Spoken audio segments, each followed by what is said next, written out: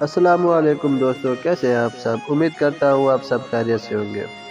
غیرت مند انسان فطری طور پر انتہا پسند واقع ہوا ہے۔ یہ نفرت کرنے لگے تو نرم و نازک پھولوں کو بھی بے دردی سے مسل دے، اور پیار کرنے پہ آئے تو اس شدت سے کہ کانٹوں کو دامن میں سجا لے۔ کبھی پیار کی شبنم کا ایک قطرہ بھی ہمیں سیراب کر دے، اور کبھی چاہتوں کے امڑتے دریا بھی ہماری تشنہ لبی کے آگے ہار مان جائیں۔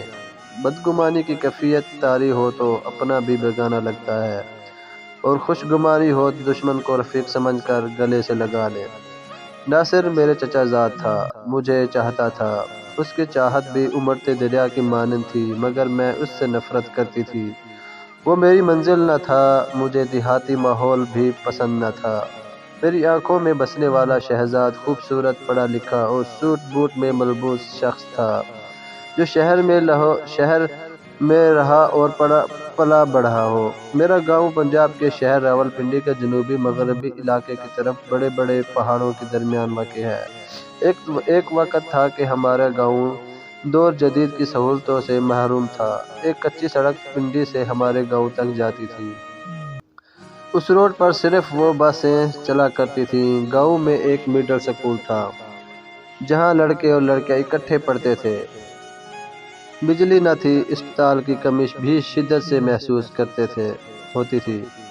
ہمارے گاؤں کے کئی لوگ بر وقت طبی امداد نہ ملنے کی وجہ سے موت کے منہ میں چلے جاتے تھے۔ ناصر اور میں اکٹھے ہی ایک ہی گاؤں کے سکول میں پڑھتے تھے۔ ناصر کے والد میرے ابا جان سے بڑے تھے۔ گاؤں میں ہماری جائیداد سب سے زیادہ تھی۔ میرے چچا اور والد دونوں بھائی مل کر زمینداری کرتے تھے۔ آپس میں اتفاق اور محبت مثالی تھی۔ ناصر اور میں ہم عمر تھے۔ قدرت نے مجھے بے حد حسن سے نوازا تھا، جبکہ ناصر شکل و صورت کے لحاظ سے بہت ہی پیچھے تھا۔ لگتا تھا وہ ہمارے خاندان کا فرد ہی نہیں ہے۔ اس کا سیاہ رنگ اور پکا چہرہ مجھے بالکل نہیں بھاتا تھا۔ میں بچپن ہی سے اسے ناپسند کرتی تھی۔ بدصورت ہونے کے باوجود وہ کلاس کا ہونہار طالب علم تھا۔ استاذہ اسے بہت چاہتے تھے، مگر میں ہر معاملے میں اسے نیچا ہی دکھانے کی کوشش کرتی تھی۔ مڈل کا امتحان ناصر نے فرسٹ ڈویژن میں پاس کیا، جبکہ میں بامشکل پاس ہوئی۔ اس کے بعد حالات نے اجازت نہ دی تو ناصر نے تعلیمی سلسلہ ختم کر کے زمینداری میں باپ اور چچا کا ہاتھ بٹانا شروع کر دیا، جبکہ میں گھر کی ہو کر رہ گئی۔ کچھ عرصے بعد جب مجھے علم ہوا کہ میری اور ناصر کی نسبت بچپن میں ہی طے ہو گئی تھی تو میں تڑپ اٹھی۔ میں کسی صورت میں بھی ناصر کی ہم سفر نہیں بننا چاہتی تھی، مگر اب انکار کرنا بھی میرے اختیار میں نہ تھا۔ پھر بھی میں نے اپنی ماں کو بتا دیا کہ میں ناصر کو ناپسند کرتی ہوں، اس لیے میں اس سے شادی نہیں کروں گی۔ ماں نے میری بات سنی تو پریشان کن لہجے میں بولی، سلمیٰ بیٹی، ناصر جیسا بھی ہے تمہیں اس سے شادی کرنی ہی ہوگی۔ تم دونوں کی نسبت بچپن میں ہی طے پا گئی تھی۔ ہمارے خاندان کی یہ ریت رہی ہے کہ جو رشتہ ایک بار طے ہو جائے وہ ٹوٹا نہیں کرتا، اس لیے تم سب کچھ بھول جاؤ اور ناصر کے سوا کسی کے بارے میں نہ سوچو۔ مجبور مجھے خاموش ہو جانا پڑا، لیکن میں نے یہ عہد کر رکھا تھا کہ کچھ بھی ہو جائے میں ناصر سے شادی نہیں کروں گی، خواہ اس کے لیے میری جان ہی نہ چلی جائے۔ ناصر ہمارے گھر آتا رہتا تھا، مگر میں اس سے بات کرنا بھی گوارا نہ کرتی تھی۔ مجھے اس کی شکل سے بھی نفرت تھی۔ ناصر بھی بخوبی جانتا تھا کہ میں اسے ناپسند کرتی ہوں، مگر اس کے باوجود میں نے اس کی آنکھوں میں اپنے لیے محبت کے دیپ جلتے دیکھے تھے۔ گاؤں کے لوگ ناصر کے کردار کی بہت تعریفیں کرتے تھے۔ وہ گاؤں کے لوگوں کے دکھ درد میں شریک ہوتا تھا اور غریبوں کی بے لوث مدد کرتا تھا۔ میں کسی کی زبان سے اس کی تعریف سنتی تو میرے اندر ایک آگ سی لگ جاتی۔ میں جی بھر کر اس کی برائی کرتی اور دل کی بڑھا نکال لیتی۔ یہ میری دعاؤں کا اثر تھا کہ قدرت کا کرشمہ، ایک روز میرے ابا جان اور تایا جان میں کسی بات پر اختلاف ہو گیا۔ بات لڑائی جھگڑے تک جا پہنچی۔ وہ جو کبھی ایک جان تھے، ایک دوسرے کے دشمن بن گئے۔ میں جانتی تھی کہ یہ زیادتی میرے ابا جان کی ہے، مگر وہ پھر بھی کسی صورت ہار ماننے کو تیار نہ تھے۔ میرے لیے تو یہ جھگڑا زندگی کی نوید بن چکا تھا۔ میں امی اور ابا کے ساتھ تھی۔ گاؤں کے لوگوں نے بجائے صلح کرانے کی اس ناراضگی کو اور بھی ہوا دی اور لگائی بجائی کر کے اس مسئلے کو اور الجھا دیا۔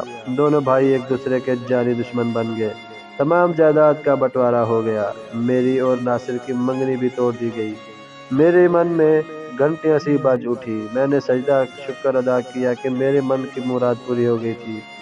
ایک روز ناصر اچانک ہمارے گھر آ گیا اور میرے ابا جان سے کہنے لگا، چاچا جان، آپ چھوٹے ہیں، غلطی اور زیادتی بھی آپ کی ہے، اس لیے بڑے بھائی سے معافی مانگ لیں اور خاندان کی عزت کو زمانے والوں کے سامنے تماشا نہ بننے دیں۔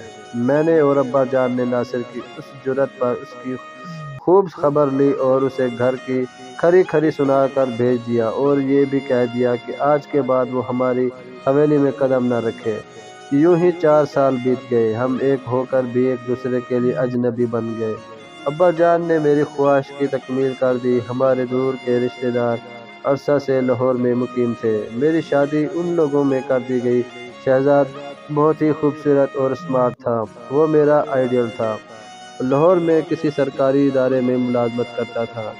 میں شادی کے بعد لاہور چلی گئی اور شہزاد کے ہمراہ ایک پرسکون زندگی گزارنے لگی۔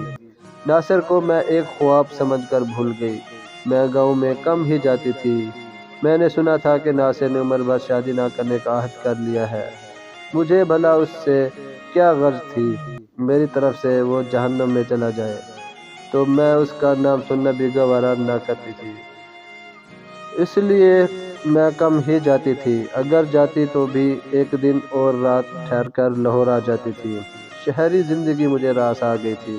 سردیوں کے دن تھے، عید کی آمد تھی۔ ابا جان کا اصرار تھا کہ اس مرتبہ اور شہزاد عید ان کے ہمراہ گاؤں میں منائے۔